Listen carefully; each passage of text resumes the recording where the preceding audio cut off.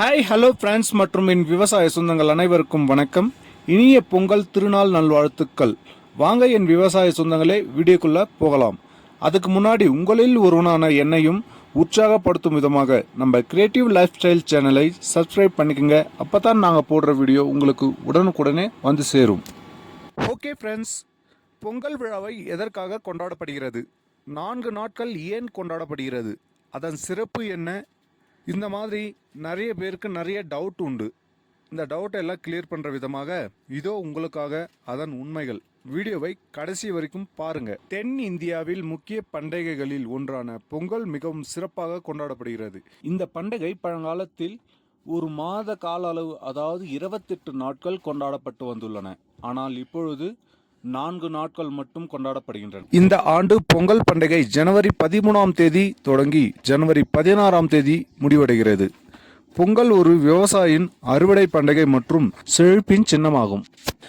பொங்கல் திருநாளை நாட்டின் பல்வேறு பகுதிகளில் வெவ்வேறு வழிகளில் கொண்டாடப்பட்டு வருகின்றன. பஞ்சாப், இமாச்சல் பிரதேசம் மற்றும் ஜம்மு காஷ்மீரில் மகர் சங்கராந்தி என்ற பெயரில் கொண்டாடப்பட்டு வருகின்றன. தென்னிந்தியாவில் பொங்கல் என்றும் அசாமில் பாலி என்றும் அழைக்கப்படுகிறது. வடக்கு மற்றும் பீகாரில் கிச்சடி என்று அழைக்கப்படுகிறது.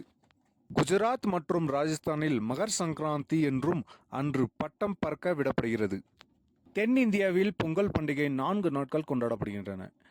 2025 பொங்கல் பண்டிகை ஜனவரி 13ஆம் தேதி தொடங்கி ஜனவரி 16ஆம் தேதி முடிவடைகிறது. போகி பண்டிகை ஜனவரி 13, தை பொங்கல் ஜனவரி 14, மாட்டுப் பொங்கல் ஜனவரி 15 மற்றும் காணும் பொங்கல் ஜனவரி 16 அன்று கொண்டாடப்படுகிறது. தை பொருந்தால் வை பொறுக்கும் என்று பெரியோர்கள் கூறுவார்கள்.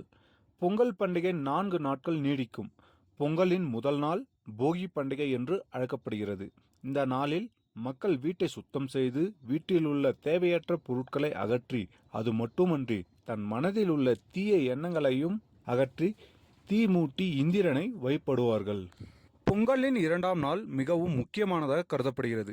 இது தை பொங்கல் என்று அழைக்கப்படுகிறது. இந்த நாளில் சூரிய கடவுளை வழிபடுகிறார்கள். பாரம்பரிய உணவான பொங்கலுடன் இந்த நாள் கொண்டாடப்படுகிறது. பயிர்களின் மீது சூரிய கடவுளின் ஆசீர்வாதம் வேண்டப்படுகிறது.